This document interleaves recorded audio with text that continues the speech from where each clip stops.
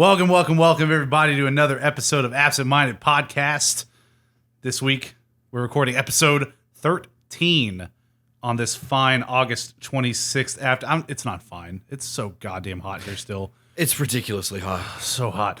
My name is Travis Stockton, at Ray Charlizard on Instagram and Twitter. And as always, to my immediate left is Andrew Crandell. Switching it up this week. At Andrew Loves Video Games. I like to switch it up every week. Oh, there you go. Told you, I want to keep y'all guessing. I want to keep it interesting. Yeah, keep us on our toes and everything. Interessante. I have no idea what that. Oh, I'm sorry. And we've also got Ethan Newbolt at Soulsbjorn with us today. Hola, indeed. Because of the Spanish. Yeah, it's an all Spanish podcast today, brought to you by Telemundo. We will be switching to Spanish now. If you want, you can turn on your closed caption subtitles. It should be available for you on YouTube. Hola, ¿cómo están? I don't actually speak that much Spanish to be able to pull that off. If you don't know, you can catch the show every Friday morning at 10 a.m. on absentmindedpodcast.com or your podcast service of choice. You can also follow us as a network on at absentmindedpod on Twitter, Instagram, and facebook.com/absentmindedpodcast. And we'd also like it if you would like and subscribe and share the podcast on the platforms you listen to and the ones you don't. All those ratings and reviews on iTunes and other platforms help us fight against the evil algorithm and get us into the earlobes of other people that might enjoy the show just as much as you do. Quick piece of housekeeping. We've actually decided just before recording, breaking news, that we're going to start moving Absent Minded Watches to a once every 2 weeks podcast, also known as bi-weekly. We're going to do that every other Tuesday at 10 a.m. We think this is going to give us a little more time to prepare for each episode, make a more interesting product. We've been just noticing a bit of a lull, at least personally. I think it crystallized for me yesterday when we were recording Batman v Superman. Yeah, Travis couldn't handle it hosting. I think the watches. I think hosting twice a week. I give you props for noticing how bored Drew and I are most episodes, continuing right along. So unhappy. And the shoe was on my foot yesterday, and I think we've come up with some changes that will keep us all more engaged and make a more entertaining show for you guys. Possibly it might make the episode a little longer too. Could be. I think actually that might be a domino effect, a butterfly effect, if you will. We'll see. We're going to try to keep Which it all isn't manageable. bad. Yeah, solid 45. But that's our only piece of housekeeping. I do have a correction for the first time in a little while. Last week we were talking about the acquisition of Insomniac Games by Sony, bringing them into their worldwide studios family. And we talked a little bit about the contract that Microsoft has for console publishing rights for Sunset Overdrive. I misread Sir Colin Moriarty's tweet about the subject. He said that it probably does expire at some point. So it is not in perpetuity. Like Ethan said, that would have been very stupid of them to agree to let them have the rights in perpetuity. So makes it all the more likely that maybe within a year or two we'll see a port of Sunset Overdrive on PS4. Dope. Yeah. But hopefully more people will play that game because it's great. Yes, it is. It's very fun. Ethan will get to play it because he doesn't have an Xbox, as you all probably know. Mm-hmm. Big loss. And speaking of, what have you guys been doing this week? What's been going on since last episode? Oh, man. Modern Warfare Alpha 2v2. Of course, you guys are laughing. You were probably thinking that's the first thing he's going to bring up. I was going to bring it up if no one else did. No, we played a bunch of Modern was Warfare. It was, exactly. It was more the moan. The moan of a good time remembered and the sadness mixed in there knowing you can't play it again for a little while. Yeah, after yesterday, after you guys left, I hoped. I was just like, if I could just get one more match. Did you boot it up? Yes. I told you it was done. I told you it was not. I tried it when you guys left. It did not work. Yeah, and then it was just like the servers are offline and just a little single tier. Yeah, exactly. Just a single tier, right? They said thanks for playing though. Right? Yeah, it did. Polite about it. But it's great. It really is. It brings a whole new freshness to the Modern Warfare, just Call of Duty series in general. Mm-hmm. For one, it looks fucking gorgeous. Yeah. The animations look amazing. The graphics look amazing. The shadows, the shading. Sometimes, it is an alpha, like whenever you're like loading from the match, you can't see like the graphics loading in, but shit, that happens. That's like late days optimization. Right, but it's not like they'll tweak for each system. Well, right. But it's not like, remember. Well, you never really played PUBG early on, but like in the early PUBG I days, did. I remember. I saw plenty of videos. Yeah. You'd load in and the textures on the Entire map would buildings popping up in front of your face. Right, It was not nearly that. Honestly, I didn't see any of that in alpha. I won't lie. No, yeah, on my nothing system, like I that. didn't see. I mean, even the small pop-ins. Like I you had were some saying, slight texture load in, but nothing that like wasn't anywhere That's weird. else. I know mine was installed to an external hard drive that's a bit faster than my internal, the stock PS4 drive. So maybe that has something to do with it. But yeah, I had a great time with it. I know, Ethan, you kind of felt like you saw what you were there to see a little quicker than us. Yeah, I think. I mean, it was an alpha, but I have been playing Apex, which is another It's a great shooter as well. Like crazy hours, like recently. That's the only thing that seems to cut the tension from my busy schedule at work. Last week was a nightmare, and yeah, I kind of, it was an alpha. I got the gist of what they were. Yeah. I bought what they were selling. I was like, this is good. See, usually it feels great. That's where I end up within like Hours, an hour or two playing anything. But it was fun. Yeah, this is like We the have that first game. experience. Like, this is the first game. Yeah, usually like you're willing to try out a game, and you're like, I'm not going back to this. Yeah, but you well, even like, came the back after Division like 2, a couple we were of days. Oh yeah, the beta. It's cool. I get it. I'm not about to Yeah, max yeah. out the beta. I'm not gonna try to do everything that's in here. I get it. Mm-hmm. Whereas this, I was like, yeah, Drew, let's play some more Modern Warfare. today. Exactly. Yeah, like, let's jump in. I was really having a lot of fun The with it. clan tag and banners that they gave you for the test was.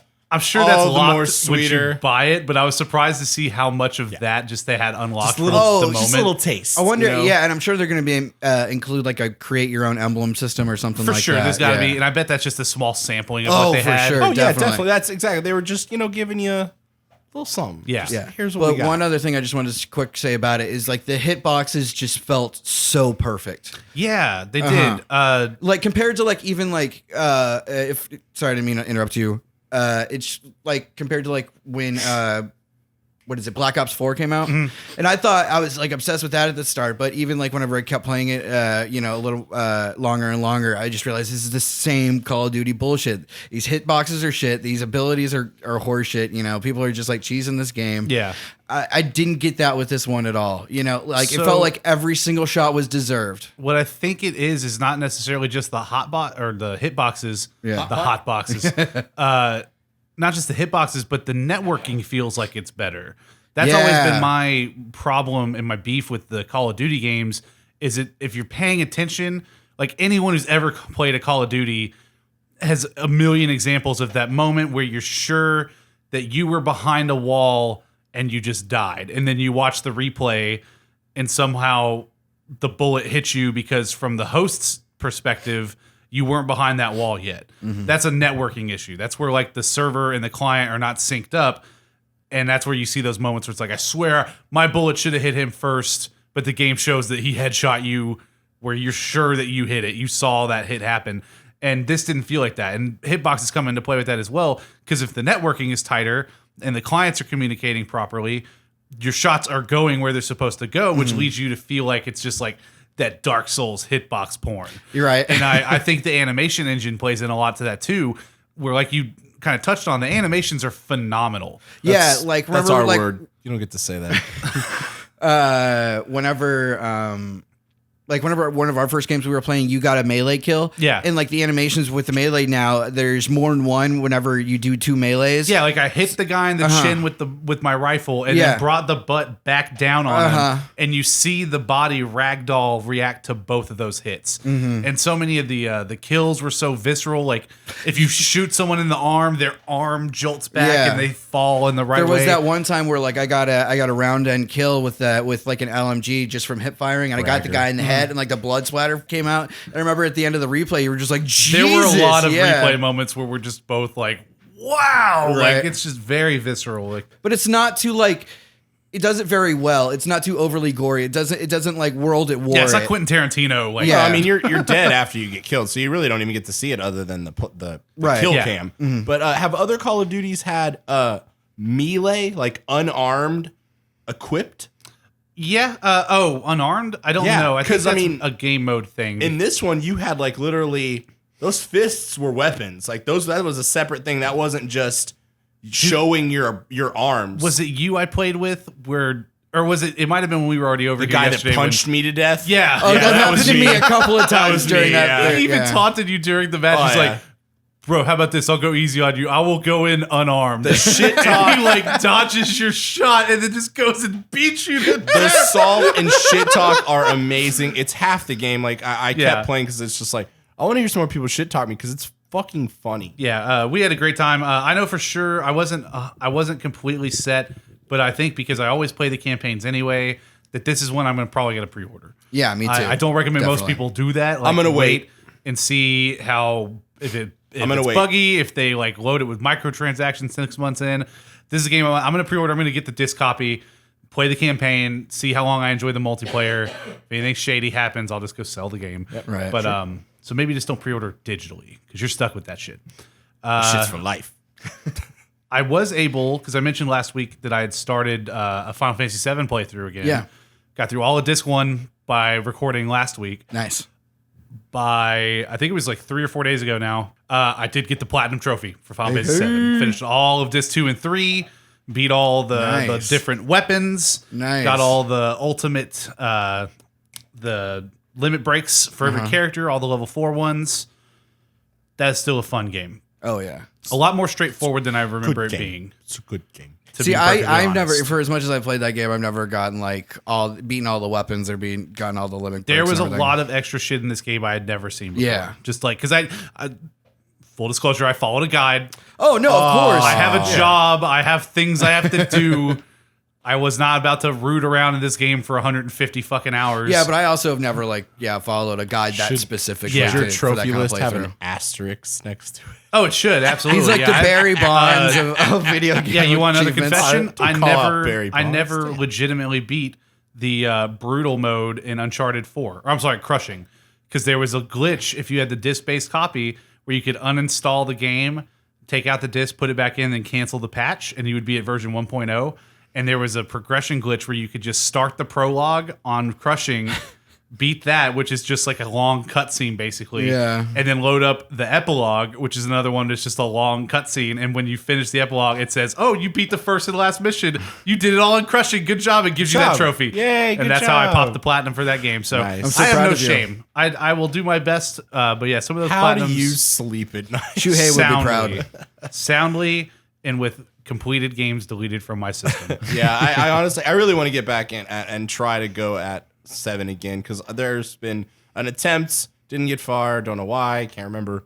Want to get back in there before the remaster, and I kind of want to do it before 8 comes out. You got a little bit of time. You got about a week and a half. Really want to get into 8. 8 caught me because it's. I Just, never played 8. I like 8. It's coming out very soon. I really like 8. What, September No, 6th? actually- September 8th, something like that? 3rd. I think I did Yeah. play 8, Third, but I yeah. remember Like the I first week of didn't September. really like the battle system. But I was young back then. I'll have to give The it a battle try. system in 8 is a little different because, It's so it was the different first from one- 7. Well, it's so different from I 7, think that's why. but it's very different from all the older Mm-hmm. Final Fantasy games where you can't, there's not really any point in grinding in 8 because the enemies scale with you. So if you were in like the first area of the game and grind your character up to level 25, in the very second area, the enemies will all be in that like 25, 23 to 27 range. Uh-huh. Other Final Fantasies, of course, don't do that. So there's really no. And to be fair, it's nice and it's not nice depending on how you feel about it. A lot of people play those kind of JRPGs because they want to grind so that they can just crush bosses and get through it a little quicker. Whereas other people want the challenge of going in underleveled or trying to use strategy instead of brute force to win. This one, they kind of pigeonhole you into it. But again, if you are someone who hates the grind, that's kind of right up your alley. What's up, Ethan? You know why I play Final Fantasy 8? Why?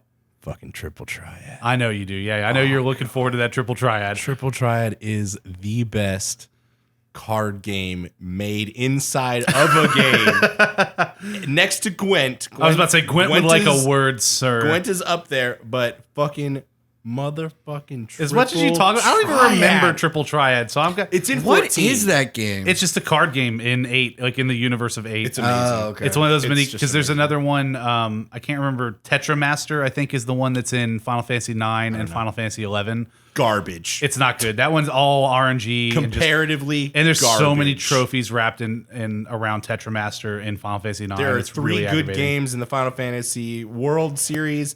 Mahjong, which whatever, I don't just know. Mahjong. It's just real Mahjong. Triple Triad and surprisingly Chocobo Races, which kind of come from 7. Yeah. Yeah. Yep. So, yeah. Those are all in 14. No, what is Sorry, it? Sorry, bud. Blitzball or whatever it's called. Oh, Drew. Blitzball's pretty good. I would play. You just fucked up your whole list. I did. Well, Blitzball is probably just second. But that's not a card game. It's more like a sport. Neither's Mahjong. Yeah, but you said like That's a tabletop game. You're moving the goalposts. exactly. But I guess, yeah, Chocobo Racing is... I think it's time to go ahead and get into some news, guys. We got a bunch of news today. Yeah, I know. List is long. I was surprised whenever you Yeah. got the show notes. Yeah, 'Cause- man, wrap it up. We talked about most of Gamescom last week, so we don't really have a whole lot to touch on there. It except was for- only the first day, though.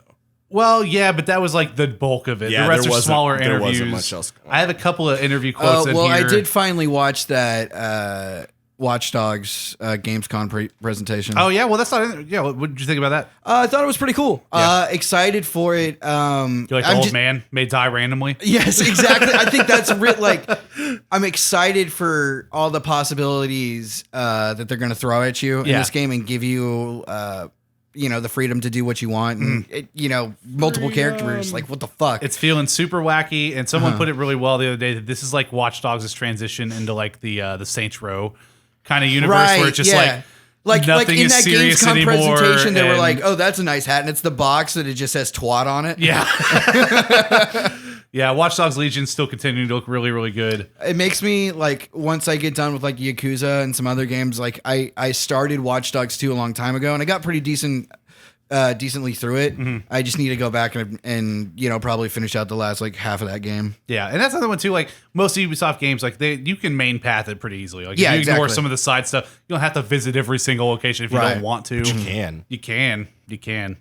Our first piece of news today, just another nail in the GameStop coffin. They won't die. Why won't they just die? Dude, I like GameStop. GameStop lays off over 100 I like people, having a physical location. including nearly half of Game Informer's staff. And we got a quick article here on Kotaku from Jason Schreier. I'm just going to pull some quotes from her.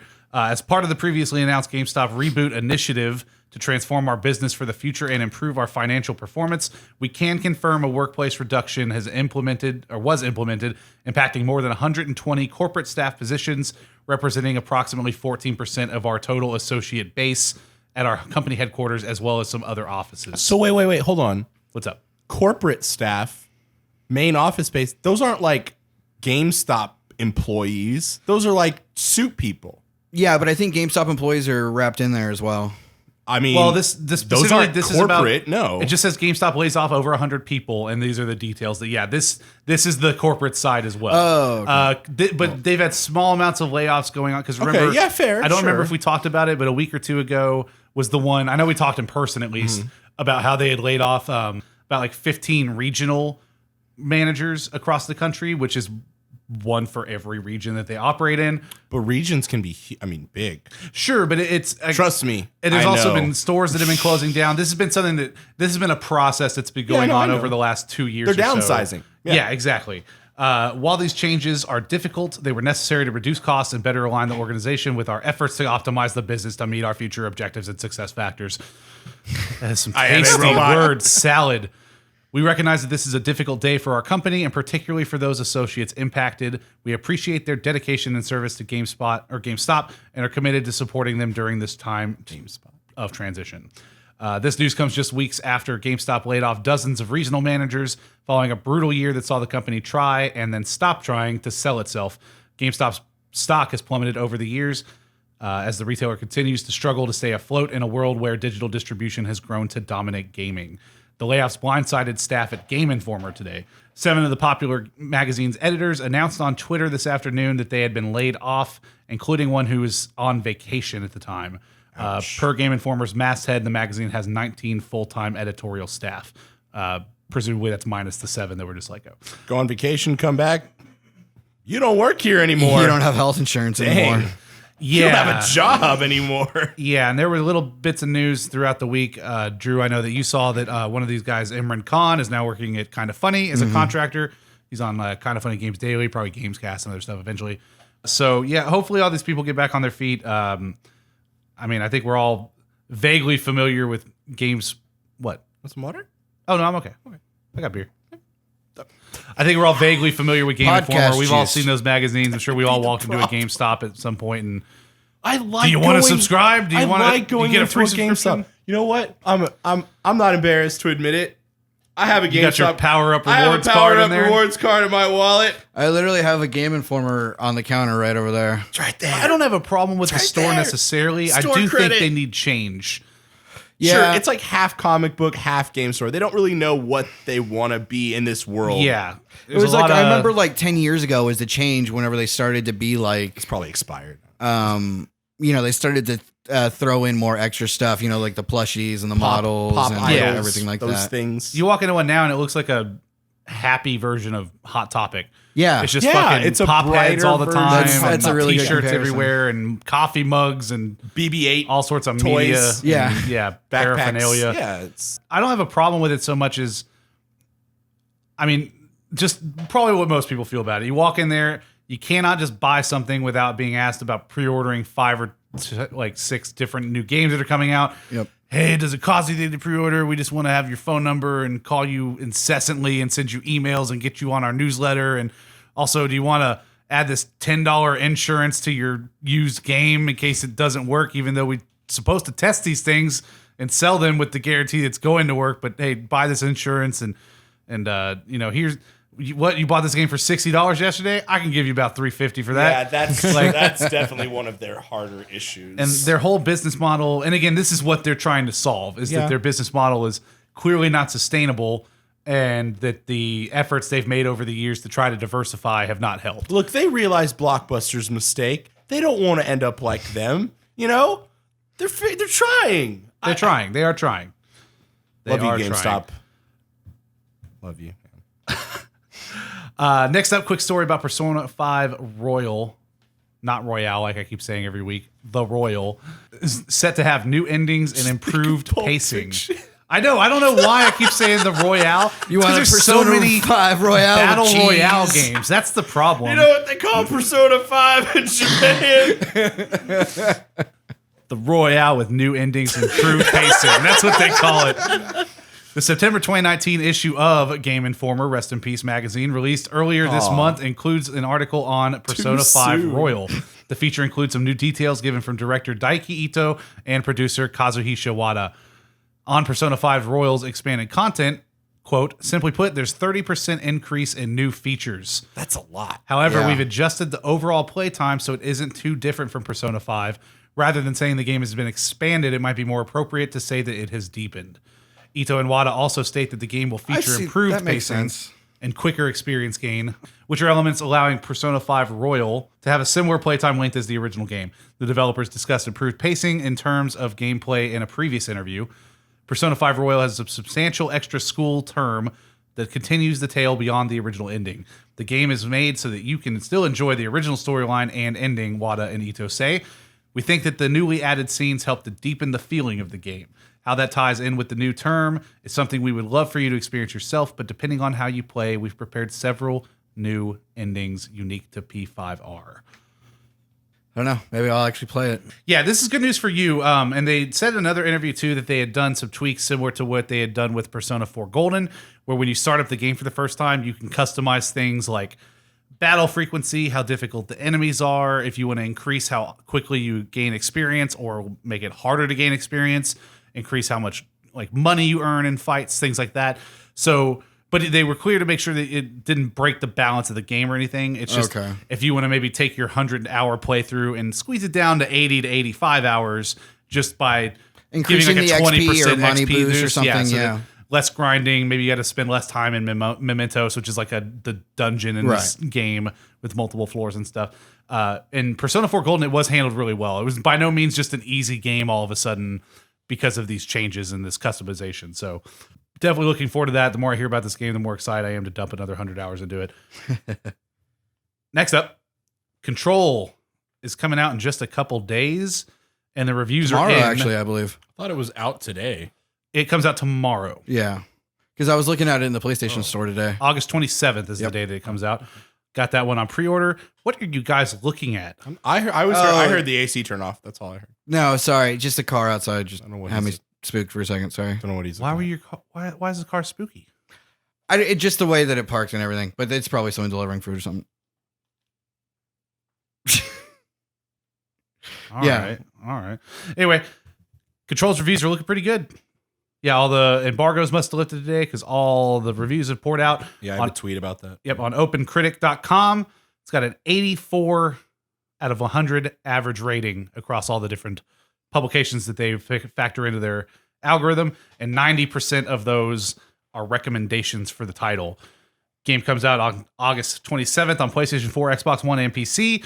Developed by Remedy Entertainment, who I'm a huge fan of. They are known for the Alan Wake games and for Quantum Break and for Max Payne 1 and 2. I've talked about them in the past. Published by 505 Games. And we got a quick little description, but you should also go look up the trailer because this game looks fucking wacky. Yeah. It like you should watch the trailer and just if it at all looks like the style of game or the type of atmosphere that might draw you into playing something like this, check it out. At the very least, it'll be an entertaining 3 minutes for you while you watch the trailer. But after a secretive agency in New York is invaded by an otherworldly threat, you become the new director struggling to regain control. Explore diverse environments and shifting architecture in a deep, unpredictable world set within a sprawling New York building. Define your playstyle by integrating supernatural abilities, upgrades, and modifiable loadouts. Harness dynamic environmental destruction for exciting combat possibilities, and master complex ritual. I wonder what that means. To alter your surroundings. Ritual? It's probably like a power in the game or something. Oh, like related to the game? Spooky. I thought you meant the word ritual. I was like, I can tell you what that means. Oh, no, I know what a ritual is. Okay, just making sure. Yes, thank you. Dive into a dark and brutalist-inspired world where daily reality has been corrupted by an otherworldly force. I'm super looking forward to this. Like I said, I've got this one pre-ordered. I've had it pre-ordered for a little while. I just love these guys. This I have an looks like exciting my kind tweet of game. about it if I can read it. What you got? if What that's you got for me? It's from a Fighting Cowboy. He's a Dark Souls player Uh-huh. and walkthroughist. He does some really detailed walkthroughs for all the Dark Souls games. He says, probably one of the most bizarre experiences I've ever had the pleasure of playing. If you're a fan of sci-fi at all, you owe it to yourself to experience this game. I agree with that. I think that sounds about right. Yeah. I'm sold. One gun. I like those games. You know, you get one gun and it goes with you the whole time. And Well, it it's got like cooler. multiple options Yeah. you can do with But it. I like it. Yeah. Our other big release just dropped its embargo and is coming out August 30th is Astral Chain. Oh, Ethan looks... I think this might be Intrigued. the anime one that I've been seeing. Yes, it looks Yeah. very anime. This is by Platinum Games, best known for the Bayonetta Bayonetta. series. Yep. They... what's the other big... It's another big beat 'em up game. I know they did the Wonderful 101 on the Nintendo Wii, which I did not get a chance to play, but was a big... I'm sorry, the Wii U. Devil May Cry? No, that's Capcom. Nier Automata? Nier Automata and Nier, yes. Nier Automata, they worked developing it. They didn't do Nier, the first one. The lead game designer. What is the one I'm thinking of? Oh, Metal Gear Rising Revengeance. Oh, is that the one where he plays the dude with the sword? Yes. Raiden. Transformers Devastation, Star Fox Zero. Few big games. Then they got, of course, Bayonetta 3 coming out maybe next year. God, I on feel the like that Switch. game got announced so long ago. They announced it way too early. I think they just weren't quite ready to do that. That and Metroid Prime 4, those are the big ones that were just like weirdly early announcements from Nintendo, and then we just have not heard anything else. Take from your them. time with Metroid Prime 4. But I don't see that coming out for a while. Astral Chain is looking like it's going to be Platinum's next big like masterpiece up there with like Bayonetta and stuff. It's got 88 out of 100 on OpenCritic, and 98% of those critics recommend the game. Again, developed by Platinum Games, published by Nintendo, so you will not see a port of this on PS4 anytime soon. Astral Chain is a new action game from Platinum Games, directed by Takahisa Tara, known for his work as the game designer on Nier Automata, and supervised by Hideki Kamiya, creator of the Bayonetta series. And Devil May Cry. And Devil May Cry, yes. Astral Chain, a brand new action game for Platinum Games, is coming exclusively to Nintendo Switch. As part of a police special task force, it's up to you to fight against mysterious alien-like creatures who have invaded the world. Choose between two playable characters, one male, one female, on your adventure. The character you don't choose also appears as your younger twin and a fellow member of Neuron. In order to resist the creatures, humanity developed a special weapon, the Legion. The Legion acts as your partner and helps with your investigations. It's the thing that's got the Astral Chain hooking to you. That's where the name comes. Those are all dumb names for things. No, Legion's a great name and also a great show. Work together with the Legion and use all sorts of combat styles to fight your enemies. Use this the synergetic, that's the word, action system to battle and explore together. Yeah, this is another one I say that's a bunch of a word salad. You should go watch a trailer and see if it looks interesting. Or if you've ever played Bayonetta, you have an idea of like the action-packed, slashy, fighting type of game. Yeah. Story looks really good too. I just watched the launch trailer today. It's got oh my God, Drew. It's just a person. It's okay. No one's coming to get you. I will fight them off. No. Okay. I will protect you, my sweet baby boy with your sensitive earlobes. Next up. Riot Games settles gender discrimination and sexual harassment class action lawsuits. So had you guys heard much about this while it was developing? Or when it first came out? Nope. No, that's a shake in the head from Ethan over there. This is from Matt Riot Kim again? over at Riot Games. They do one thing, and that's League of Legends. That's the only game that's crazy, but it's amazing how popular that game is too. That's what money will do to you. Especially because it's so bad and MOBAs into suck. a monster. I don't understand. Yeah, definitely not my kind of games. Riot Games has settled the class action lawsuit in principle for gender discrimination, according to a new statement from the Riot Walkout Group. Quote, settling this class action is a victory for women in games, a representative for Riot Walkout said in a statement today. We believe that the policy changes Riot agreed to will continue the progress toward equality that we've made over the last year. An explosive investigation from Kotaku uncovered widespread discrimination and harassment at Riot Games. Following the report, a class action lawsuit was filed against the developer, accusing it of gender-based discrimination and violating the California Equal Pay Act. Quote, with this settlement helps bring peace of mind to women at Riot. We want to acknowledge that issues of discrimination and harassment go beyond gender and acknowledge the victims who aren't covered in this suit. The lawsuit alleged that, like many of Riot Games' female employees, plaintiffs have been denied equal pay and found their careers stifled because they are women, the suit alleged. Quote, moreover, plaintiffs have also seen their working conditions negatively impacted because of the ongoing sexual harassment, misconduct, and bias which predominate the sexually hostile working environment of Riot Games. In a new blog post, Riot Games confirmed the settlement, but says that gender discrimination, sexual harassment, and retaliation are not systemic issues at Riot. Quote, but what we also learned during the process was that some rioters have had experiences that did not live up to our values or culture.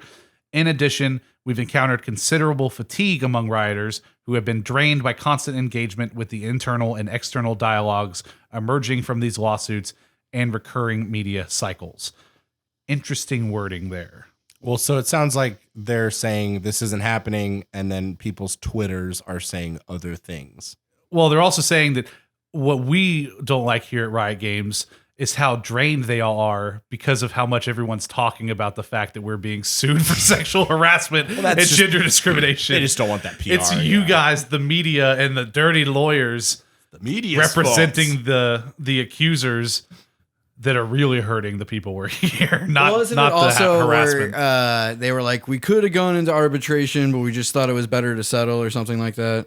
Yeah, basically, yeah. Riot Games says that while it believes it had a strong case for litigation, the company says that, quote, in the long run, doing what is best for both Riot and rioters was our ideal outcome. Therefore, rather than entrench ourselves and continue to litigate, Riot has chose a settlement as the best path forward.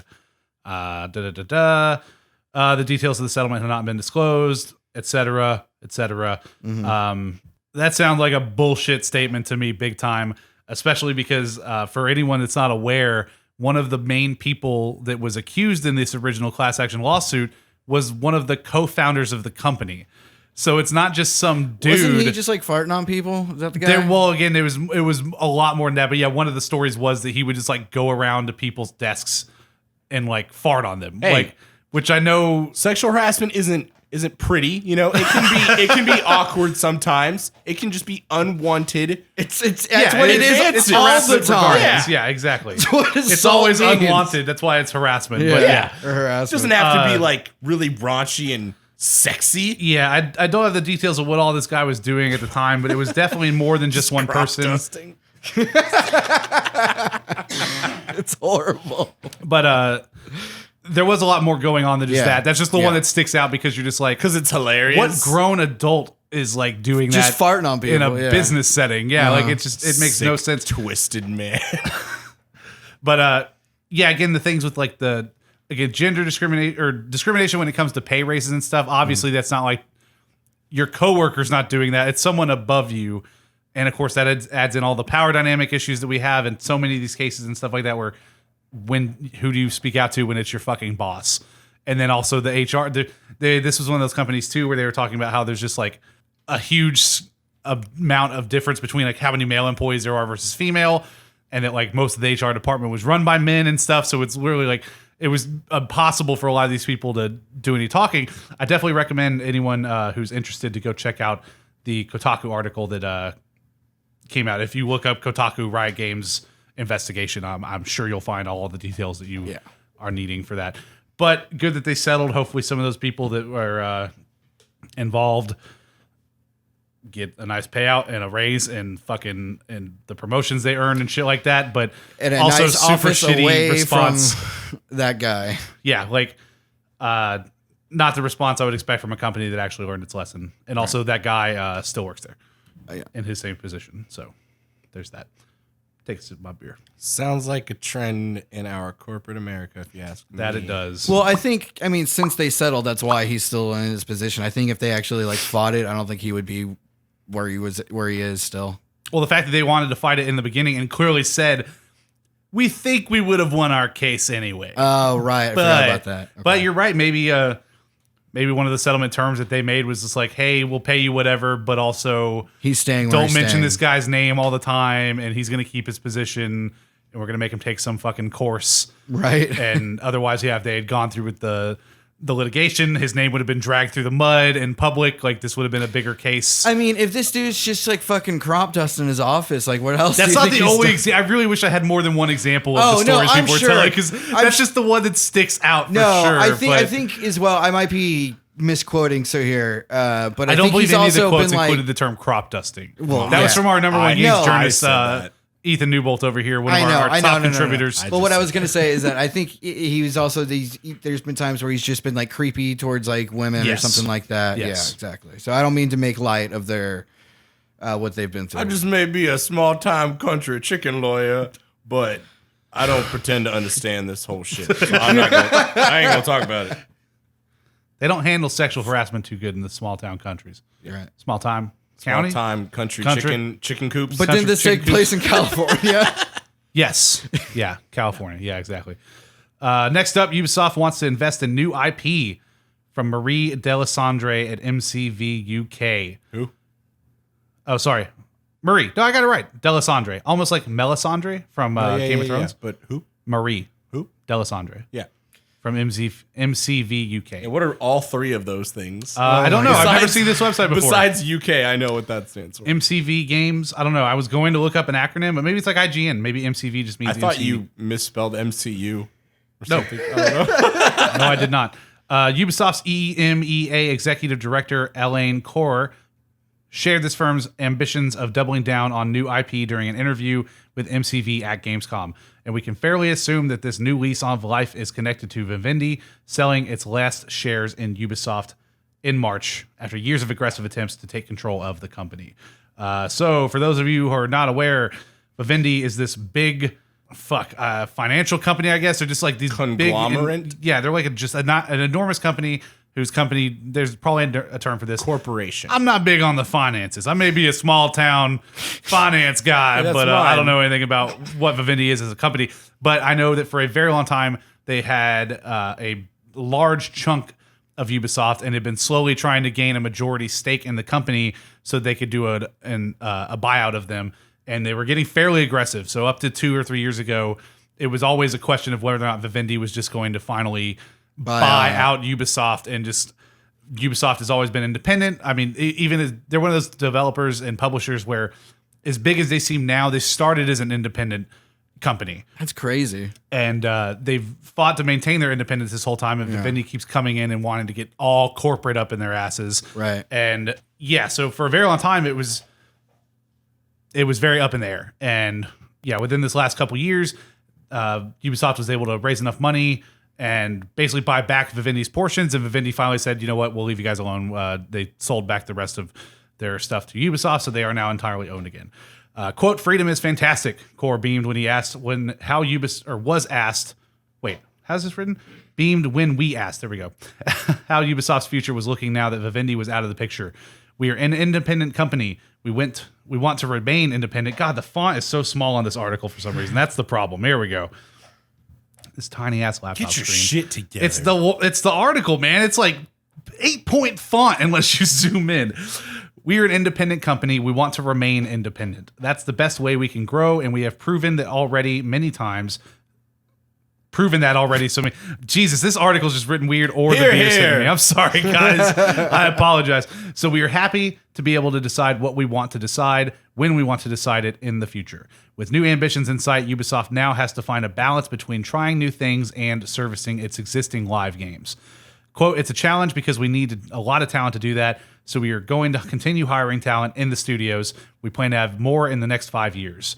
We cherish our fans that are following our brands like Assassin's Creed and Ghost Recon going forward, but we feel that it's also a good moment now to go on to investing in new IPs.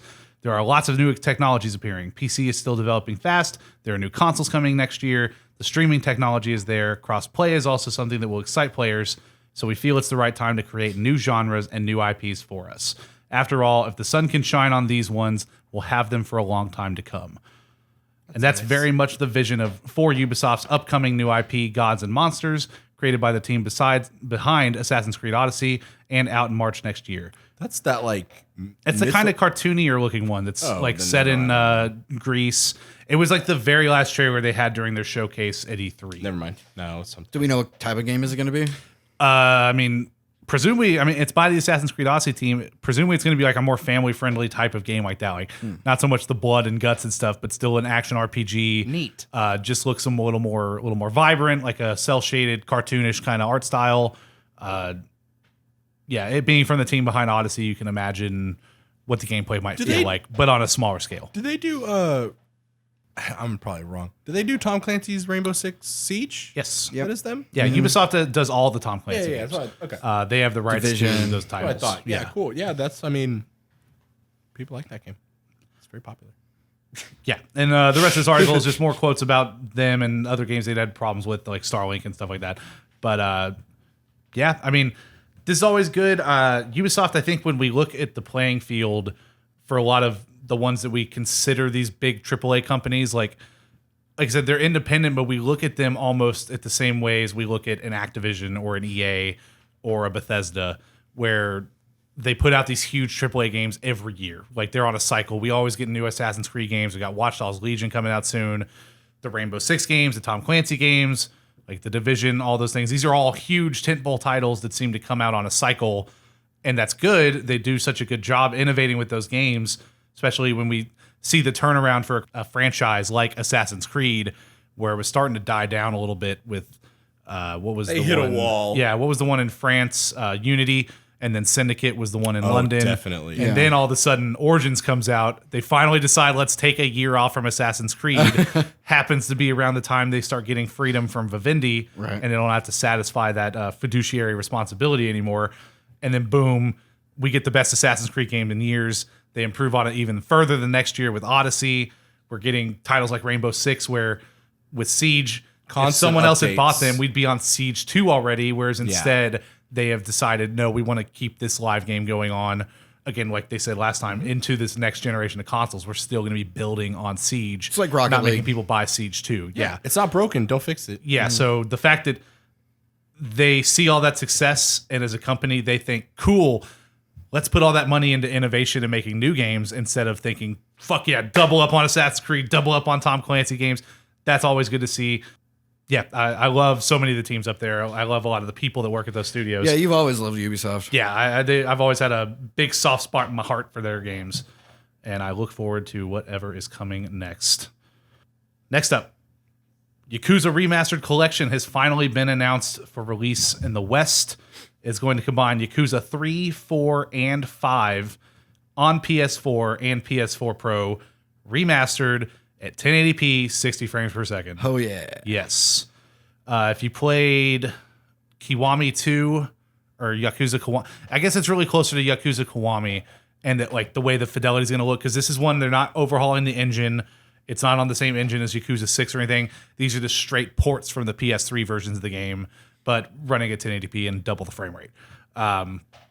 The first one, Yakuza 3, is already out today. So if you buy this collection, you're basically pre-ordering 4 and 5, and getting Yakuza 3 now. And then Can you buy later them all on- separately, or Not currently. No, later on, there's a box set though and you could probably buy them all the physical separately. edition's not coming out until February 11th, 2020, and that's when 5 is coming out digitally.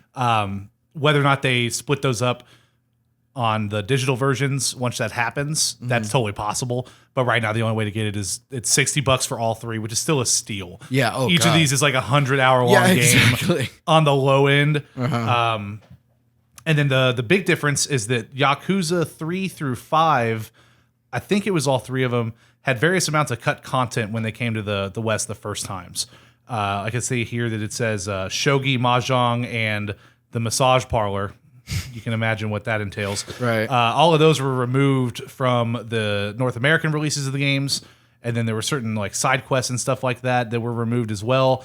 All of the cut content has been put back in. And they've also retranslated the entire game. nice? Because that was another issue too, was that the localization was not great on these titles when they first came out. But as is tradition. well, not anymore. That's the No, thing yeah, is that yeah. Sega gotten has better. like some world-class localization at this point. Specifically like Yakuza 6, Kiwami 2, and I think the first Kiwami as well. Those were like, it was record time from porting those from their Japanese releases over to the US. Gotta go And- fast. And on top of how much faster they've been, it's just so much, the writing's so much higher quality. They capture the feel of these games so much better than they had in the past. It's very hard to translate a lot of the melodrama that these games have and like make sure that you're getting the tone across. So that's awesome that it's coming so soon. Again, the release dates for those is that Yakuza 3 is available today. Yakuza 4 will unlock October 29th, and Yakuza 5 will unlock on February 11th, 2020. Cool. Now, buried in the press release that went out last week about Insomniac Games joining Sony's worldwide studios is the news that Spider-Man on PS4 has sold through, not just shipped, but sold through more than 13.2 million copies worldwide as of July 28th this year. And it's important to keep in mind that this feat was achieved in under a year, as its release date was originally September 7th of last year, and is the second best-selling PlayStation 4 title to date, trailing Uncharted 4: A Thief's End, which has 15 million units sold through. And of course, that game came out in 2016. So pretty likely that Spider-Man will be the best-selling PlayStation 4 game by the end of this generation. Good. Easily. By It the end of should. this year, honestly, because it's Yeah. getting a lot of deep sales and stuff. Oh, it's so good. Like it was my game of the year last year for sure. Yeah, I think I said that before, but I think that just adds a little more context to the story we had a couple weeks ago about it being the best-selling superhero game of all time in the U.S. now it's quickly about to become the best-selling Best-selling PS4. PS4 game, yeah, and that's something that can't be understated too. Is that it's an exclusive game. I know, there are that's games crazy. that fight to sell 1 million copies On and they multiple release on systems, everything. yeah. It's on your fucking toaster. It's on your phone. It's on play your it on your PC. fridge. Exactly, and they would be happy to scratch 100,000, 200,000 units. 13.2 million units. No wonder Sony wants to make Spider-Man movies all by themselves. No wonder. Fuck it up. Speaking of, so this week, 2 days before D23, which is the big Disney Expo going on every year, where they talk about what new is going on in the Marvel Cinematic Universe and the new Disney properties, movies, whatever Pixar's working on. They're always working on stuff. It was revealed in a leaked interview or something with Deadline that Spider-Man was no longer going to continue in the Marvel Cinematic Universe, or at least it's very unlikely to happen. It's still kind of up in the air. Allegedly. Yeah. It's just crazy. Supposedly, Sony and Disney have been going through their talks. The original deal was negotiated for 5 movies, which that has been met. Spider-Man was in Captain America: Civil War, Spider-Man: Homecoming, Avengers: Infinity War, Avengers: Endgame, and Far From Spider-Man: Home. Far From Home. After those 5 movies, they're going back to the negotiations table. 2 Avengers movies. No. I thought there was still like scheduled for 2 more with Tom Holland or something. Oh, there are. Yeah. That doesn't mean those movies will still happen. Yeah, that's what I'm just Just saying. not with Marvel Studios. Oh. That's what. Yeah. So that's where this is going. Is that Really? Sony's not going to stop making Spider-Man That's a movies, terrible and Tom Holland is idea. contracted for at least 2 Sure, more as solo Spider-Man. films as Spider-Man. Yeah.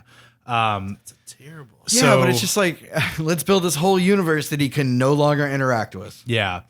Now, all this is still in talks that's worked as so far as we well. know. The original Deadline reporting was based off of insider sources that basically said talks were starting to fall apart. The issue is that right now, Disney, of course, owning Marvel Studios, gets about 5% of the revenue for the box office of these films. And then they get nothing from merchandising. They get nothing from, the things that these movies are made for, which is toy sales, lunchboxes, backpacks, back to school, T-shirts, journals, yeah. T-shirts, like all that other stuff. Like the movie making $1 billion, great. What makes money is these fucking toy companies and all of the merchandise that's surrounding this stuff. And Disney was quick to point that out and was just like, hey, we're looking at this again. Let's do a 50-50 split on the box office. And Sony was just like, no, that's a little much. They wanted to keep the deal as it had been because it's obviously been working out very well for them. And talks were starting to kind of fall apart. They weren't negotiating or anything. And so if anyone was to guess, and if I was a betting man, Disney had some of their insiders leak this information to Deadline to get the fan base riled up, because we saw that day Twitter and Facebook and Instagram were blown the fuck up with people The memes were yelling fresh. at Sony and blaming Sony for being greedy and just save Spider-Man, hashtag all this stuff. Tom Holland deletes all of the Sony accounts from his followers or whatever and some Really? shit. Yeah, he like unfollowed all of them and then stayed following Marvel Studios and all this stuff. But still play NBA 2K20 on PS4. oh fuck yeah! I mean that's the thing is Sony Pictures and Sony Computer Entertainment are different companies. Oh, okay. Just like Marvel Studios and Marvel Games are different companies. Because again, this news comes right after Sony buys Insomniac, who makes exclusive Spider-Man games, and then Marvel Games lets them do that because they only have the film rights, they don't have the game rights. They're companies. It's all We business. live in a very complicated It's all world. business, and if it's not good business for somebody, they're not going to want to come to the table. And I think that's the biggest issue, is that really Sony doesn't have to like let Disney handle this franchise. Like they own the film rights. That's all there is to it. It's true. And they wanted to keep things the same. Potentially, they were having other discussions. Like maybe there were rumors that Disney had come down to 25%, and Sony still wasn't quite okay with that. We don't have all the details. But very quickly the next day, Sony did put out a statement. This is over from Variety.com. In a rare public rebuke to Disney, Sony announced Tuesday night that it was disappointed over the decision, highlighting Disney's refusal to allow Marvel president Kevin Feige to continue as a producer on the projects. It also praised Feige, who teamed with Amy Pascal on Spider-Man Far From Home, which became Sony's most successful release earlier this week in terms of global box office. Quote, much of today's news about Spider-Man has mischaracterized recent discussions about Kevin Feige's involvement in the franchise, Sony said in a statement. We are disappointed, but respect Disney's decision not to have him continue as a lead producer of our next live-action Spider-Man film. So you see the way that's being written, obviously. They're trying to say, oh, well, Disney decided they would rather not have Kevin Feige produce this film series anymore. It's just like that Spider-Man meme where they just all pointed at each Yeah, other. exactly. You know? And obviously, Kevin Feige is the producer for anything that's MCU related. God, that meme is so universal. It's just so many uses. so versatile. We hope this might change in the future, but understand that the many new responsibilities that Disney has given him, including all their newly added Marvel properties, do not allow time for him to work on IP they do not own. Kevin is terrific, and we are grateful for his help and guidance and appreciate the path that he has helped put us on, which we will continue. So again, a lot of backhanded comments through all of that. Basically, again, just saying, oh, well, we understand he's a busy man. We get that maybe he just doesn't have time to work on another Spider-Man movie, and that's fine. That's okay. We're just going to go do our own We'll thing. go do our own thing. It's not a big deal. We don't need to play our Spider-Man at his house because we have our own house. Spider-Man's taking his toys and he's going home. Yeah. Now, again, a couple days later, we got D23 going on, and Kevin Feige and Tom Holland both separately addressed all of this. First off with Kevin Feige, he says, quote, I'm feeling about Spider-Man gratitude and joy. We got to make 5 films with the MCU with Spider-Man, 2 standalone films, and 3 with the Avengers. It was a dream that I never thought would happen. and it was never meant to last for forever. We knew there was a finite amount of time that we'd be able to do this, and we told the story we wanted to tell, and I'll always be thankful for that. Which I'm sure is why they wrote that massive cliffhanger into the end of Far From Home. Was because it was the end of the story, and they didn't have anything else to tell. I totally buy that, Mr. Feige. Tom Holland then was quoted talking to EW, Entertainment Weekly. Basically, we've made 5 great movies. It's been 5 amazing years. I've had the time of my life. Who knows what the future holds? But all I know is that I'm going to continue playing Spider-Man and having the time of my life. It's going to be so fun, however we choose to do it. The future for Spider-Man will be different, but it will be equally as awesome and amazing, and we'll find new ways to make it even cooler. He's contractually obligated to not be negative about it. Like, exactly, yeah. Like, what is he gonna say? Like, Yeah. Fuck these Sony fucks. Like, Andrew Garfield should have been Spider-Man. I'm out. Like, Tobey Maguire, you can have this shit. Yeah. He just fucking drops his mic or something. Yeah. and then he had a sentimental reply at D23 himself when he was there for Onward, which is a new, I believe, a Disney animated studios Him and Chris film. Pratt. Yeah, him and Chris Pratt, yeah. So he was there for that, not for Spider-Man, but at the end of his presentation, he does turn back around, looks to the crowd, and says, "It's been a crazy week, but I want you all to know from the bottom of my heart that I love you 3,000." So it's looking pretty definitive. Kind of a finger to the face, don't you think? Like, I'm never going to be able to use this again. But I still love you guys. Running down. I can't say these words, and like as soon as I leave this stage. I mean, again, it's all just business. No one has come right out. Oh God, did I lose my headset? No, I didn't. I just had it. No one has come right out and said that he's not. That it's they for really sure want to done. say, honestly. Well, that and I mean, yeah, exactly. You can't. You got to sugarcoat it. You got to get the PR responses. It's just business talk. Like, I can't even imagine the numbers that are being tossed around in that board meeting. Like, oh, I know. It's got just go 50-50 with me, bro, on that $1.3 billion. It's just like Marvel. Come on, Sony. Come on. Like, they're gonna make so much. Like, you can't just let the people be happy. Yeah, and I mean, people were pretty quick to point out that, you know, obviously this was their biggest box office that they've seen in quite a while. But, Sony's, right? Yeah. Yes. But even Venom, which came out, was it late last year? Haven't even seen it. Fall. I watched it. It was okay. I just haven't seen it. But even that movie, which was kind of critically panned, and you know, I'll tell you, it wasn't that great in my opinion. It was funny. It had some fun. I don't know that I'll ever watch it again. Yeah. Made over $800 million in the box office. Got a sequel. It's getting a sequel. That's coming out this year. With this deal This tied year? up. Yeah, I'm pretty sure it's coming out this year. If not this year, then it might be early next year. Yeah, I think it's next I can't year. I was remember. about to say this year seems soon. Yeah, I could don't be think wrong. it's next- I don't This think beer's it's- hitting me. But that's confirmed. That's happening. And, 800 million is still nothing to scoff at. Especially if now that he's not in the MCU, that takes off all the red tape about Tom Holland showing up in the next Venom film, or Venom with Tom Hardy playing him showing up in the next Spider-Man film. Because it's all Sony. It's all Sony. Yeah, he gets to join. And Sony has also been kicking around. They've been wanting to do a Silver Sable movie. Does Sony own Carnage? Morbius. That's right. the one that's Jared coming out Leto's this playing year. Morbius. Yeah, The I think vampire? that's either late Yes. this year or early next year. But I forgot he signed on to do that. Yeah, did They want to do a own- Kraven the Hunter movie. Nice. Do Yeah. they own Carnage? Yeah. They have the rights to all of Spider-Man Fucking Cassidy, for man. film rights. That shit would be cool. Dude, they already talked about that at the end of Venom. That was the spoilers for Venom. The post-credits scene for Venom is that Tom Hardy is going to a prison and interviews Cletus Cassidy, who is being played by Woody Harrelson. Really? Yeah, That's- that was the big end that's credit some scene. good- Yeah, Casting that right is, there. yeah. and of course Harrelson's already signed on for Venom 2. So Oh, he then will we're probably be in definitely there. getting some Carnage. Yeah, Carnage will be in Venom 2. Sweet. Absolutely, Yeah, that's happening. I really like Carnage.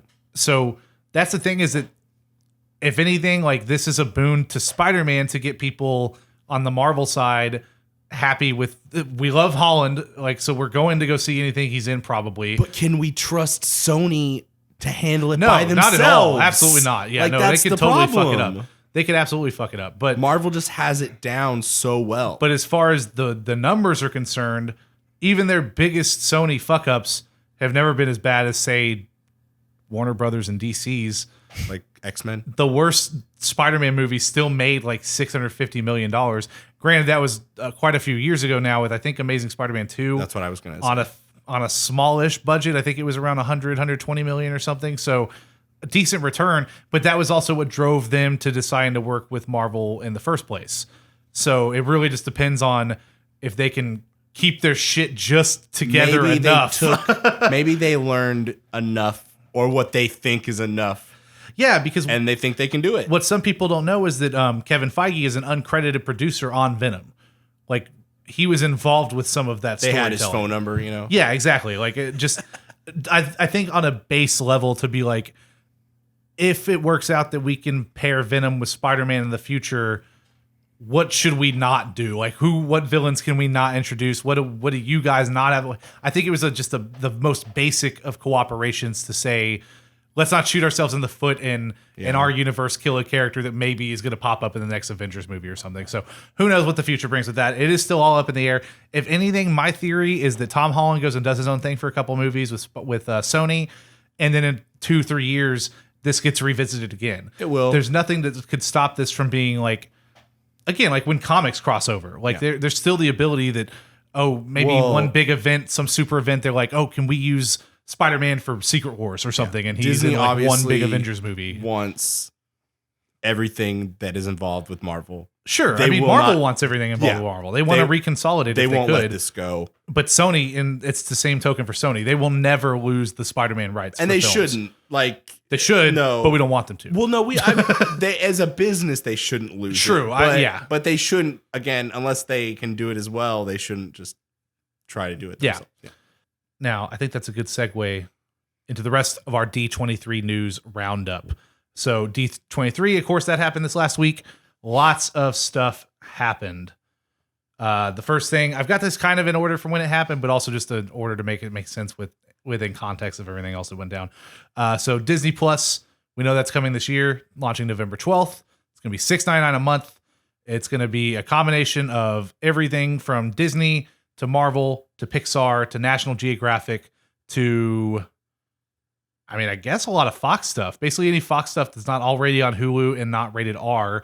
Because also Disney confirmed that there will be no rated R content on Disney Plus. This shit is Really? going to be insane. Yep, it's going to be huge. No household that has children will not have this. Oh, yeah. Like, unless you want your kids to fucking hate you, it's got every Disney As movie. a parent, it saves you money. correct? What are you going to go buy all these fucking Blu-rays Yeah. every time they want to see some made-for-TV movie? Every Disney movie. Or $6.99 a month. If you're older, it's got every Star Wars. I assume Indiana Jones. Yep. 20th Well, let's see, because Indiana Jones was... Century Fox? No. I don't know. Oh, no, you're right. It is 20th century. Yeah. I don't know, but I think I'm Indy will pretty probably be sure on that's on there. If not there, then Hulu. I could go. I mean, I could go on. Yeah. Like, there's so much, and the price is so cheap. I got kind of excited when I remembered that National Geographic was part of this. That is a Documentaries? huge library of documentaries Yes. and original programming Yeah. that I completely just didn't even think about. Oh, yeah. Yeah, and It's so much. something else that they talked about was that they will be using the weekly release model for its television shows, similar to the way Hulu releases things like Handmaid's Tale and The Path and stuff.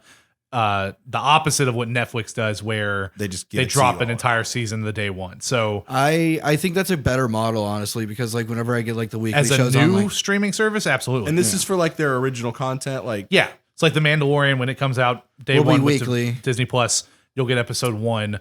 Over the course of the next 7 weeks, you'll get the other episodes. So I'm not mad at that. yeah, like I mean, first, I'm of two minds about it. If you are a binge watcher, that means if you want to watch The Mandalorian, sign up at the end of December.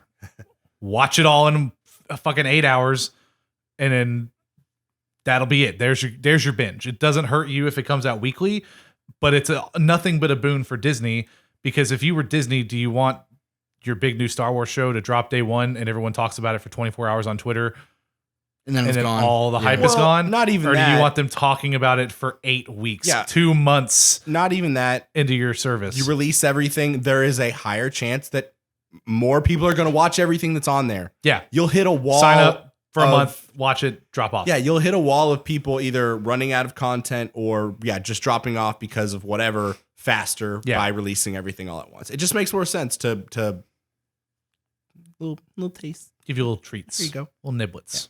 Tune in next week. Little bits and bites. Yeah, so that's basically the only little bit of platform news we've got as far as how that's all going to work. Next, of course, we got Avengers Endgame coming to streaming platforms soon. What's up? You said no R-rated content. Yes. Now, is there a comment on PG-13? Does it have like no PG-13 and below is on, and that's all yeah, fine? yeah. Okay. The cap is just anything that's rated R will go to Hulu. Oh, right, because they got that too. Yeah, they have a majority stake in Hulu.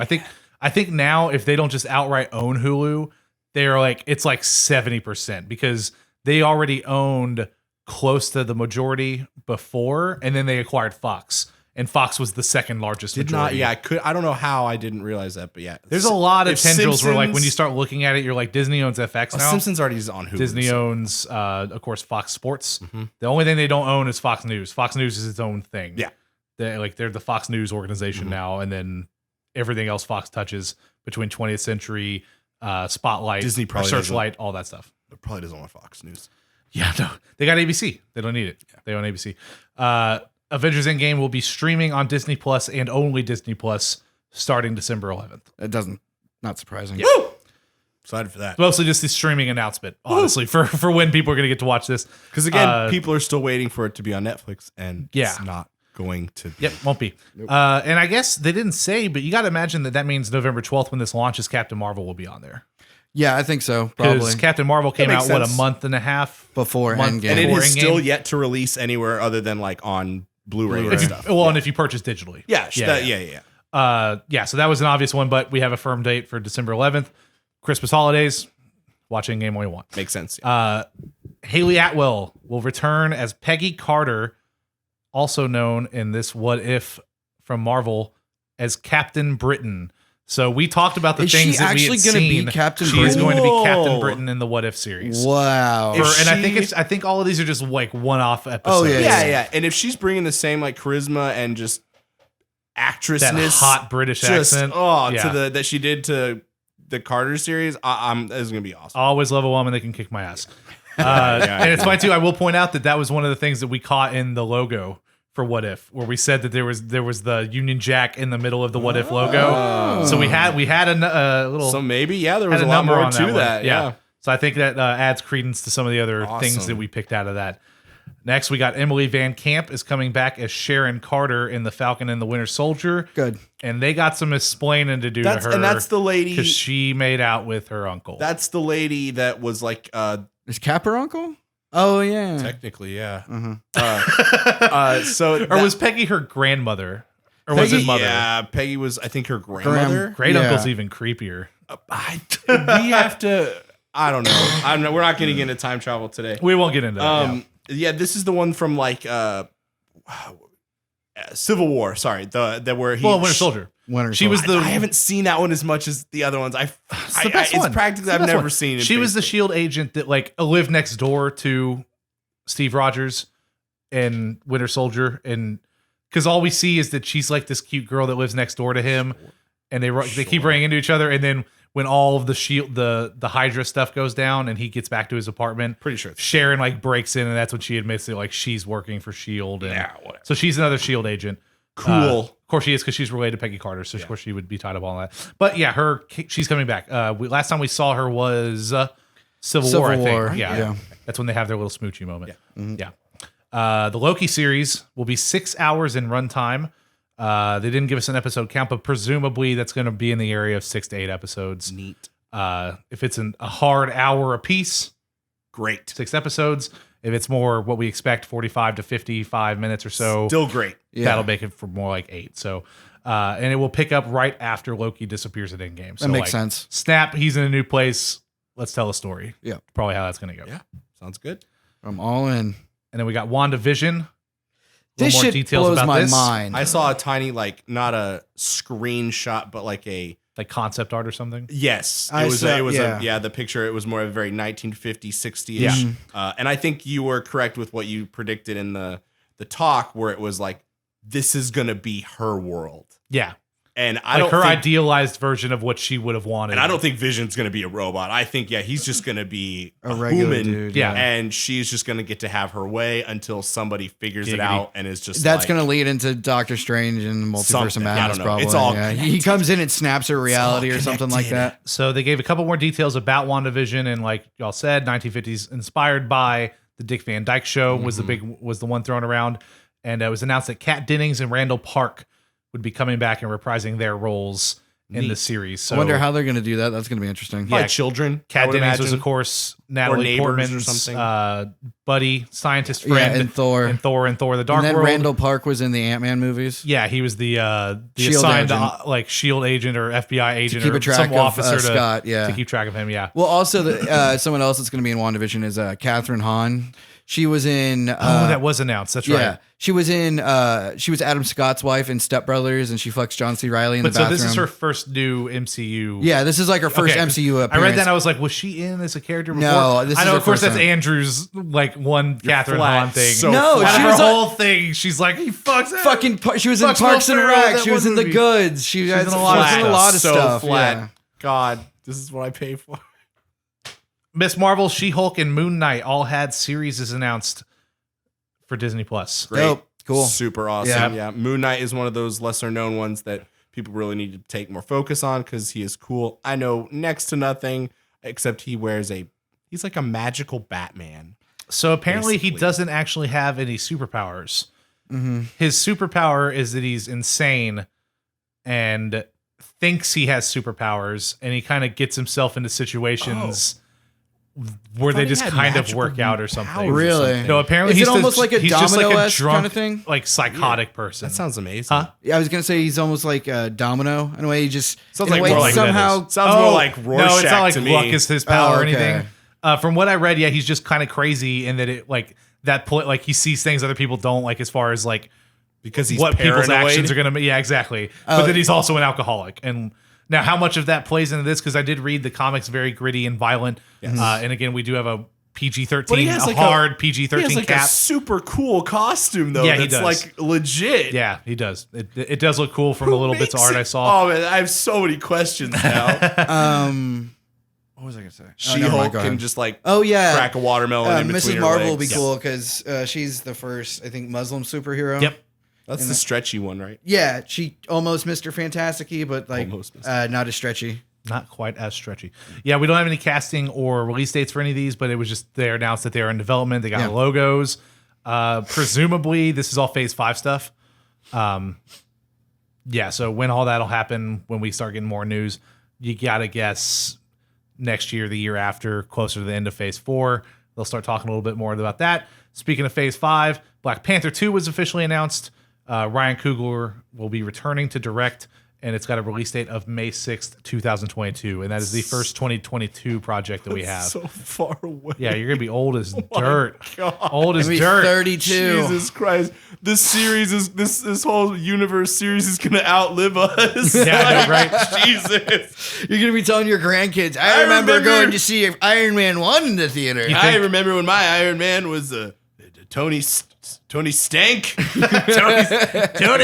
Isn't that what one of the It cameos is. for Stan Lee That's is? what Rhodey says at the end. Yeah. Yeah, one of us is going to have one of those articles Or, yeah, you Stan see Lee, on the sorry. on the VR news in the future where old man's final request is to watch Avengers 19 before he dies, and Super Feige comes Yeah. in and his cyborg body and It's just a floating. he's just a floating head from Futurama, and Yeah, exactly, in a glass jar. he gets to beam Avengers 19 smash! into your brain, and you get to Yeah. watch it early. And then one of the scenes is just so bombastic it gives you a heart attack, and you die, and you never finish the movie. No, and then like they just like superimpose you into one of the scenes, and that's the last. Oh, thing that's you saw beautiful. Yeah, as you, we- like, go.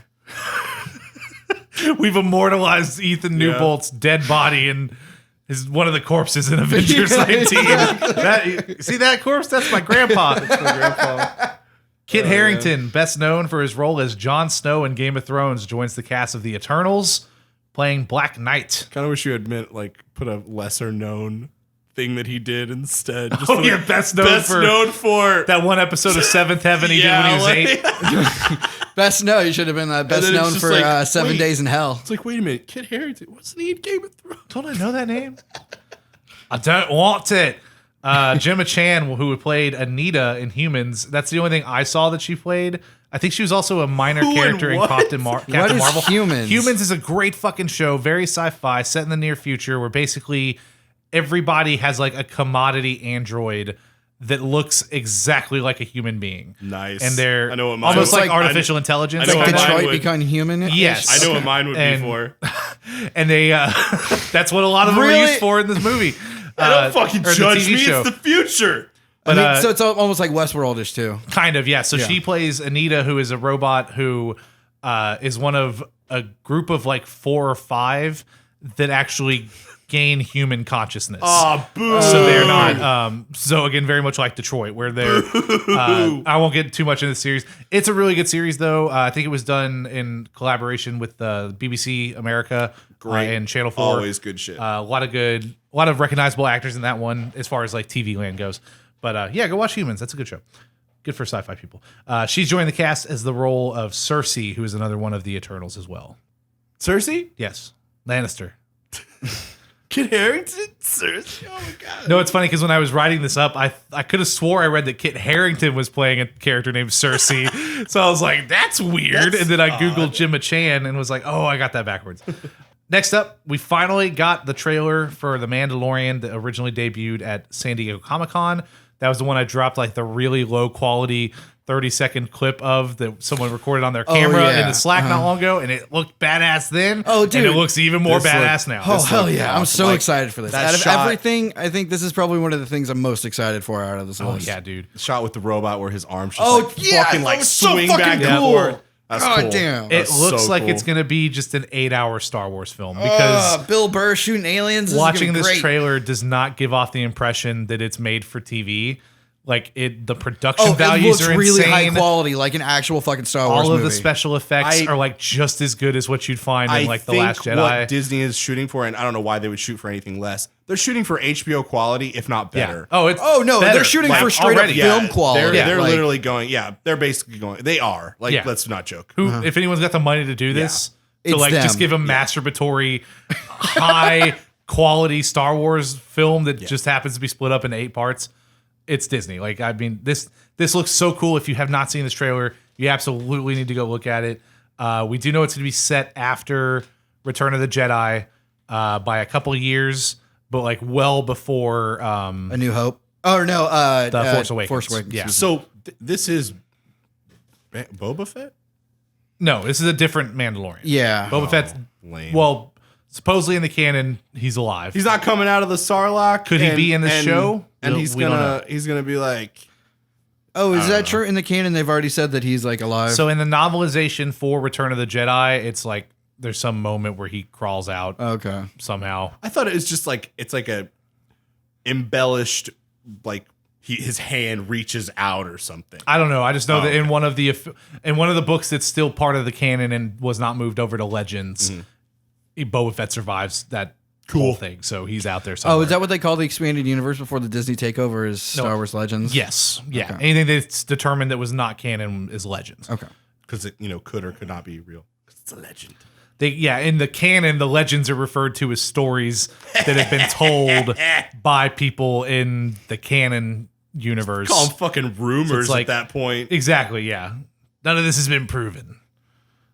And if it has, you can't prove that. Our final piece of D23 news I haven't seen this or that didn't, applies to us. There's a lot of stuff. I didn't see this part. You didn't Lizzie see this? McGuire. I saw a tweet about it, but like Lizzie I was McGuire's like, getting a rebooted series. That's super Yes. Yeah. Disney talked about their upcoming Pixar film, their Disney Animations film, all sorts of other news. Go look at all that. I don't care about any of that shit. What I care about is that Obi-Wan is getting a series on Disney Plus, and Ewan McGregor is reprising his role as Obi-Wan the Kenobi. famed Jedi Knight Obi-Wan Kenobi. Neat. Oh my god. Did we don't have any kind of info as Nope. to timeline. I No. assume it's going to take place after Return of the Jedi. Yeah. You wanna Oh no, excuse you me. want to revise that one? Revenge of the Sith. My bad. There you go. Sorry. More likely that it'll happen while he's Think still him alive. just kind of troping around on Tatooine, yeah, just a lot watching of Luke just grow a up. lot of Force Ghost scenes. Just Not now, Yoda. But Obi-Wan, I can't do it. Yoda. Anakin, That's not leave me how alone. Yoda talks. No, Anakin's still alive. not He's after Darth Return of the Vader. Jedi. No. No, we're talking about. I'm making fun of his first timeline. Oh, point. well, I wasn't. That's what I was No, going. I wasn't. I was talking about when he was actually like on Tatooine, just watching Luke grow up. Oh, Like, okay. Super creepy. yeah. Yeah, no, it's probably in between. I would imagine it's some cool Maybe we have some flashbacks Seven and Samurai flash style forwards. shit. We'll see. Maybe. Yeah, that'd Could be. cool. I definitely think if they only decide to do one season, it'll probably end with him on Tatooine. We know 15 seasons. we know where it ends 15 with. Yeah. seasons. 15.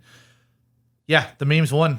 I mean, I don't know what else to say about that. Like, I did not expect this to happen, especially because I think if y'all recall, shortly after The Last Jedi came out, Disney, I think Kathleen Kennedy, she came out and was just like, we're reevaluating all of the projects that we have planned, because there was the Boba Fett movie that was in the works that got canceled. And oh no, sorry, it wasn't after The Last Jedi came out. It was after Solo came out. Yeah, it was after Solo. That they were like, hey, maybe let's not like go forward on this idea of having a new Star Wars film every single year. Let's dump them on Disney Plus where they'll be safe and sound. So yeah, whether or not this is going to be more than one series, we'll see. But that's our final piece of news. Yep. Yeah. Solid news day. Yep. You guys got anything else for me today? Any other thoughts? Anything I missed? Oh, we can talk about the new Rise of Skywalker trailer that dropped today. Oh yeah, we got a new trailer for Yeah. the 9th episode of Star Wars. Bunch of clickbait scenes. Clickbait scenes. The first half of it was just Yes. like flashbacks. Oh, but it was They a do a nice good kind of trailer. like It compilation of builds the just mood. yes, It's all right. exactly. It builds the mood. If it had any more, we'd be like, God, I hate that they always spoil so much in these movies. Let me just go watch the movie. I think the Star Wars trailers this whole time, like since I think the Force they've Awakens, always done it struck a balance. Yeah, I thought Just like like The Force. whenever like the Force Awakens came out, like the teaser trailers that they did for that, I was like, oh, so hype every single time. Yeah, This got me very excited. There were some Me interesting too. things in there. What are y'all's theories on Darkseid Rey? I got no fucking clue. That threw me way off. I wasn't Darth expecting Vader that. scene. Expecting that fucking like from Jedi. her Or no, is that lightsaber Empire? too. Like it's fucking crazy. It's Empire, yeah. that The, Empire? the one you're thinking. The really weird, like, acid trip the one tree where, scene where it's him and his and he slices off Darth Vader's head and then Yeah, his face is you in have it. to like Oh. accept the possibility that you can become like super evil before you can become like a super good Jedi. You just both are possible. You have to. I got one better for you. It's not. It's wrong. Now, y'all remember The Last Jedi when she's on the planet with Luke? Sure. She goes into that weird Dark hole. I was Dark thinking hole about that pit. thing as well. You went straight for it. and the She's huge just curious, man. the weird Yeah, you scene don't like to she go in your sees holes? where it's like infinite rays. Ray's a clone. Some type of clone. That's why she has no parents of any importance. There's bunches of her out there somewhere. She's been created by Palpatine, and she's been the driving force of this whole thing, and he's going to take over her at some point in the movie. I saw that tweet. That's stupid. Just like Evangelion. It's Ray's all the way down, people. It's Ray's all the way down. What if we've been watching Ray 2 this entire time? Right. And then we get a flashback where baby Ray was strangled by Kylo Ren at some point, and then in the new movie we see Ray 3 because Ray dies in a AT-AT attack, and Kylo's freaking out, and then it's okay. Ray shows up in the next scene. It's Ray 3. I don't No? know. I'm pretty psyched. No? I think I really like that prediction. I think that's pretty cool. It's not mine. I'll admit that. I took I that know, from- yeah, Probably like the same Ethan said it tweet was that a tweet. Ethan saw. Yeah. But when I saw it, I was like, oh my God, it makes so much sense. Infinite Rays. Yeah, that trailer looked badass. I'm very excited. I actually will like say- The Last Jedi, so I'm more excited for this movie than probably a lot of people are. What do you think of Darkseid Evil Ray's lightsaber? Oh, the what's the other tweet that I saw? The one with the popsicle sticks? Yeah. Yeah, it looked That's cool because funny as shit. I read the trailer description where they said it lights up Darth Maul style, so I was expecting the dual bladed one. Yeah, but for it to But fold not for up it to like that. fold up that way. That was pretty cool. Yeah, There's all sorts of cool stuff. definitely. Things. Yeah, I'm excited for it for sure. I'm very excited. Yeah, I mean, I was going to end out the podcast, but Ethan went to pee, and now I can't just end it without him. You can end it without him. Just call out his tags. He'll be so sad. He can deal with it. He'll be so sad. He bitches about everything. I know. Dude, Velvet Taco was so good earlier. I am actually, now that you told me what was it, that chicken and waffle Yeah, taco? I finally got the chicken and waffle taco. Now, what I wasn't expecting about it Oh. was that they tell you it's a waffle taco, like the taco outside or a waffle tortilla. Right. Well, not like They're not lying. It's a fucking waffle. It's yeah. like a thin waffle. Right. That's got like cinnamon in it or something. So it's got like this nice little cinnamon Spice flavor kind of to in it. there, yeah. And then the chicken, bacon bits, some sort of green apple slaw. So it's like I know. A little bit of the peppered gravy, which that's the part that threw me off this whole time. I didn't know if I wanted the gravy with like the maple syrup and everything. Okay. Not big on the gravies. Not nearly enough on there for me to be worried about. Okay. It's perfect. It's Just very, the right very amount, good. Yeah, it was like a maple aioli or something too. So it wasn't just maple syrup. It was like some sort of creamy maple sauce thing. Nice, but it definitely had like still that maple flavor in there. Yeah, because there's still like also maple syrup like dripping off of like the outside of my taco. Right. I had to dunk it a couple times. Oh yeah. Oh my god, it was so goddamn good. And we finally got the tots that they have. It's like these tater tots with shredded cheddar cheese, some sort of like herb chevre kind of cream thing on it. It's like a kind of like a herbed up goat cheese thing, but not as like potent. Okay.